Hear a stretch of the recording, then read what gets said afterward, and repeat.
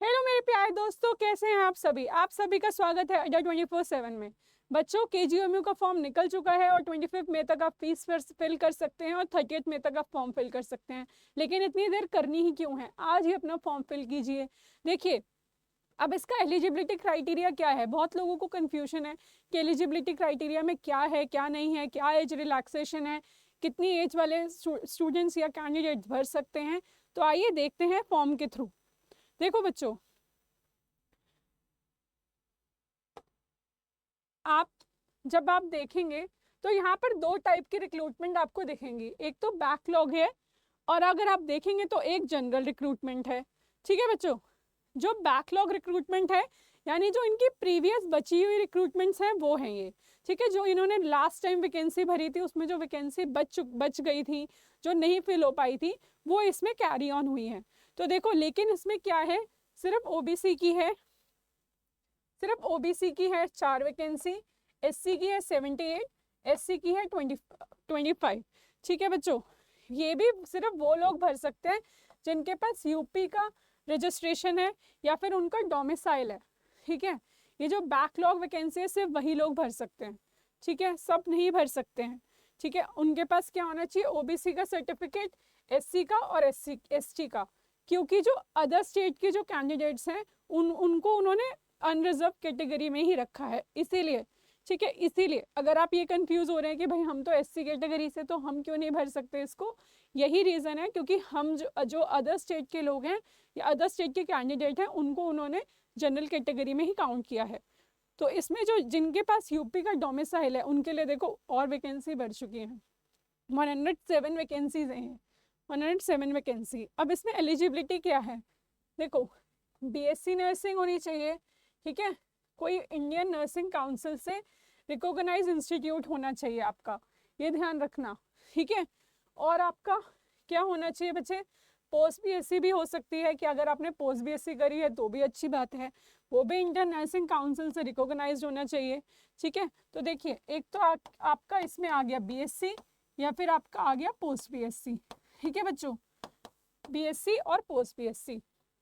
और क्या है, आपके पास रजिस्ट्रेशन होना चाहिए जो कि कहीं का भी हो सकता है। ठीक है, किसी भी स्टेट का या इंडियन नर्सिंग काउंसिल का हो सकता है। उन्होंने स्पेसिफिकली किसी भी पर्टिकुलर स्टेट का नहीं मांगा। आप अगर दिल्ली से हैं या हरियाणा से हैं, आप कहीं से भी हैं, आप ये फॉर्म फिल कर सकते हैं। ठीक है बच्चे, अगर आपके पास जीएनएम है, अगर जीएनएम है आपके पास, ठीक है, तो आपके पास 2 इयर्स का एक्सपीरियंस होना चाहिए, मिनिमम 50 बेडेड हॉस्पिटल का। ठीक है, जीएनएम वालों को 2 ईयर का एक्सपीरियंस भी चाहिए। ठीक है, और वो भी 50 बेडेड होने चाहिए हॉस्पिटल, 50 मिनिमम बेडेड होने चाहिए बच्चों। ठीक है, मिनिमम 50 बेडेड होना ही चाहिए। ये तो रही बैकलॉग की बात, और आपको समझ आ गया होगा कि बैकलॉग में कौन भर सकता है, जिसके पास यूपी का डोमिसाइल है वो भर सकता है, और इन 3 कैटेगरी में जो आता है वो भर सकता है, सब नहीं भर सकते। तो आप दोबारा आप पेमेंट मत कर देना गलती से भी। ठीक है, आप इसको सेलेक्ट करके पेमेंट मत कर देना। अब हम नेक्स्ट की ओर चलते हैं। देखो बच्चों, अब है हमारा जनरल रिक्रूटमेंट। इसमें भी सेम ही है, इसमें भी सेम ही है, जिसमें 626 वैकेंसी है, लेकिन इसमें सब भर सकते हैं, OBC, SC, ST, UR, EWS, सब भर सकते हैं। ठीक है, ठीक है बच्चे, और इसमें भी सेम ही मांगा है इन्होंने, बीएससी और पोस्ट बीएससी वालों को कोई एक्सपीरियंस नहीं चाहिए। ठीक है, नो एक्सपीरियंस नीडेड। ठीक है, लेकिन जीएनएम वालों को 2 ईयर का एक्सपीरियंस चाहिए। इसमें सेम है, रिक्वायरमेंट दोनों में सेम ही है। अब देखो, रिजर्वेशन की अगर हम बात करें तो इन्होंने साफ लिखा है कि यूपी की जो स्टेट गवर्नमेंट है उन्होंने सिर्फ एप्लीकेबल करा है एसटी, एससी और ओबीसी। ठीक है, या फिर ईडब्ल्यूएस, या फिर कोई हॉरिजॉन्टल कैटेगरीज भी इन्होंने बताई है। ठीक है, सिर्फ उन कैंडिडेट्स को है जिनके पास डोमिसाइल है यूपी का। ठीक है, अगर आप एससी एसटी हैं, लेकिन अगर आप किसी और स्टेट से हैं तो आप अनरिजर्व कैटेगरी में ही आएंगे। ठीक है, इन्होंने इसमें साफ मेंशन करा है। और जो अगर कोई और है, किसी और स्टेट का है अदर देन यूपी, तो उनको अनरिजर्व में ही कैटेगरी में ही काउंट किया जाएगा। ठीक है बच्चों, उनको अनरिजर्व कैटेगरी में ही काउंट किया जाएगा। ठीक है, और जो ईडब्ल्यूएस का आपका सर्टिफिकेट होगा, जो EWS का आपका सर्टिफिकेट होगा वो 2025 से 26 का बना होना चाहिए, और जो फाइनेंशियल ईयर है वो 2024 से 25 तक का काउंट होगा आपका। ठीक है, चलिए आगे चलते हैं, एज लिमिट की बात कर लेते हैं। एज लिमिट इसमें है 18 से 40 साल, 18 टू 40 ईयर्स। ठीक है, 18 टू 40 ईयर्स इसमें हमारी एज लिमिट है। ठीक है, उसके बाद अगर हम ST SC या फिर OBC की बात करें तो 5 साल का रिलैक्सेशन है उनको। ठीक है, उसके बाद अगर जो डिसेबल्ड कैंडिडेट या दिव्यांग की बात करें तो उन्हें 15 साल का वो है कंसेशन है। ठीक है, और अगर किसी को स्क्राइब राइटर वगैरह चाहिए या कैंडिडेट चाहिए तो वो भी आप बता सकते हो इसमें। ठीक है, उसके बाद क्या है, आपका अगर परमानेंट जॉब में है, अगर आप गवर्नमेंट जॉब कर रहे हैं, परमानेंट जॉब में है और आपने 3 साल तक रेगुलर जॉब करी है या कॉन्टिन्यूस सर्विस दी है किसी भी रेलिवेंट फील्ड में, तो आपको 5 साल का रिलैक्सेशन मिलेगा। ठीक है, आपको कितना रिलैक्सेशन मिलेगा? 5 साल का रिलैक्सेशन मिल जाएगा इसमें। ठीक है बच्चों, उसके बाद हम बात करते हैं एक्स सर्विसमैन की।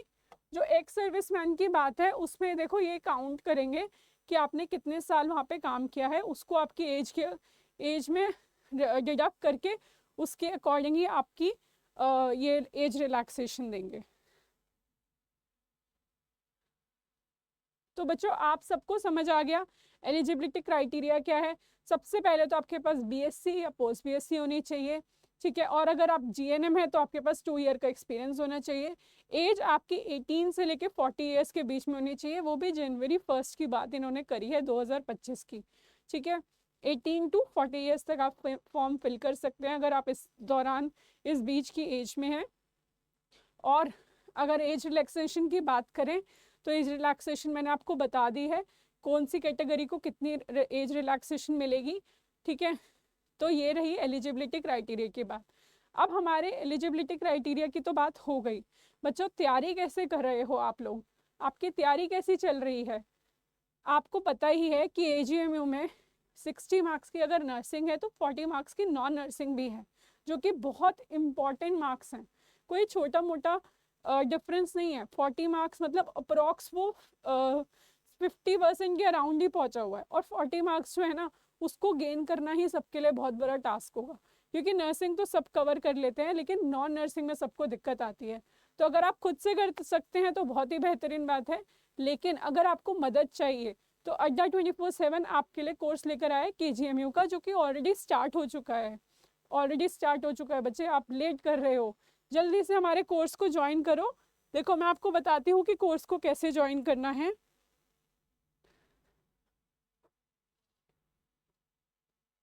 जब आप अड्डा की साइट पे जाएंगे, अड्डा 24/7 लिखेंगे, उसके बाद इसकी साइट पे जाना। ठीक है बच्चों, फिर जहाँ पे जाना सबसे नीचे नर्सिंग के पार्ट पे। ठीक है बच्चों, सबसे नीचे जाएंगे कि नर्सिंग के पार्ट पे आपको ये सेकंड ऑप्शन दिख जाएगा KGMU का सक्शन बैच जो है, सक्शन बैच जो है ये। ठीक है, देखो इस अमाउंट में आपको मिल रहा है बैच। ठीक है, जिसमें आपकी नर्सिंग और नॉन नर्सिंग दोनों कवर होगी। आपसे टेस्ट भी कराए जाएंगे, आपको डिटेल में पढ़ाया भी जाएगा ताकि आपको कोई भी प्रॉब्लम ना आए, क्योंकि जितने इम्पॉर्टेंट कंटेंट या थ्योरी है उतनी इम्पॉर्टेंट क्वेश्चन आंसर्स भी हैं। तो आपकी दोनों चीज़ें इसमें कवर होंगी, बिल्कुल दोनों चीज़ें इसमें कवर होंगी। तो बिल्कुल अगर आप बिल्कुल भी देर मत करो, क्योंकि देखो अगर आप 25 मई तक या 31 मई तक फॉर्म की डेट जब ख़त्म हो जाएगी तो उसके बाद आपका जो एग्ज़ाम है वो कभी भी आने वाला होगा। ठीक है बच्चों, तो बिल्कुल देरी मत करो, जल्दी से कोर्स को ज्वाइन कर लो। अब एक कोड भी लगा हुआ है तो आपको कोर्स बहुत मिनिमल अमाउंट में मिल रहा है। तो बिल्कुल एलिजिबिलिटी क्राइटेरिया समझ आ गया हो तो वीडियो को लाइक और शेयर करना ना भूलें, ताकि जो लोग फॉर्म भर रहे हैं उनको हेल्प मिल सके। Thank you so much students, bye.